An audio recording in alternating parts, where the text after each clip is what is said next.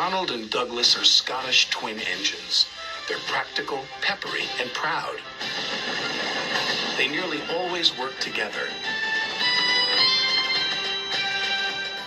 One day, Donald and Douglas were chuffing through the countryside, hauling a heavy load.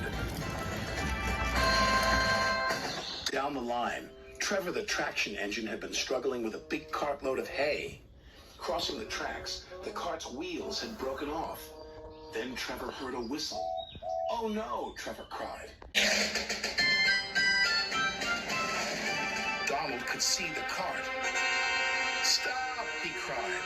Donald's driver applied the brakes, but it was too late.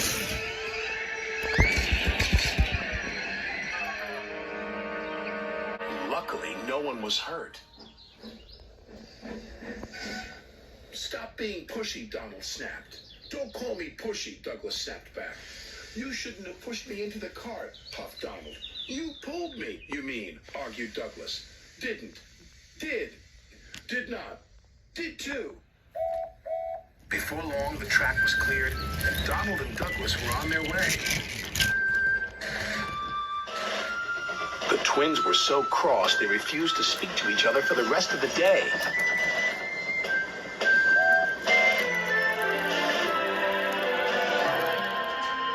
The next day, Sir Topham Hatt needed an engine to help Duck at the smelter's yards. "May I go, sir?" said Donald eagerly. "I only need one engine," said Sir Topham Hatt, "not two." "I am only one engine, sir," said Donald, "and I would like to work with Duck." Sir Topham Hatt was surprised, but agreed. Thomas was worried. "Won't you miss one another?" he asked. "I know I'd miss Annie and Clarabelle. I'll work better on my own," sniffed Douglas. "I have work to do," huffed Donald. At first, Donald enjoyed working with Duck.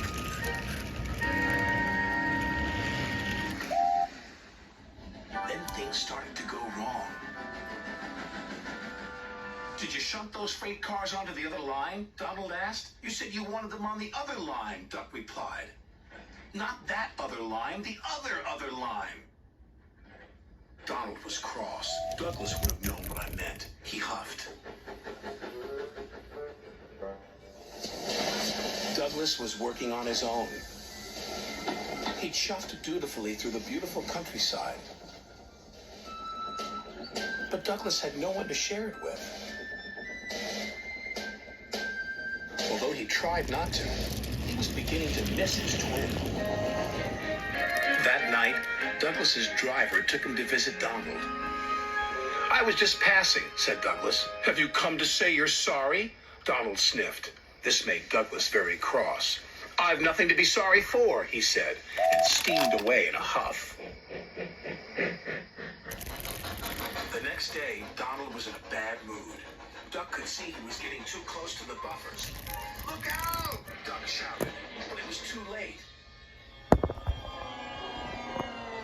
Donald's driver was very cross. "This wouldn't have happened if you were working with Douglas," he said. Donald knew he was right, and Duck knew he couldn't pull Donald back onto the rails. So he went for help. Douglas was sadly finishing his work as Duck steamed into the depot. "Donald is in trouble," said Duck. "Donald in trouble," Douglas cried. "I'm on my way." And he steamed off as fast as he could.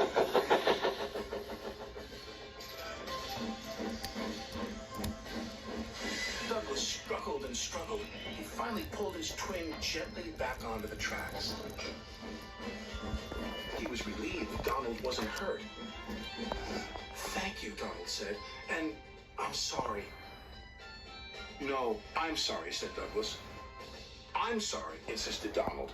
"Don't argue about who's sorry," chuckled Duck. "Just be glad you're back together." And they were.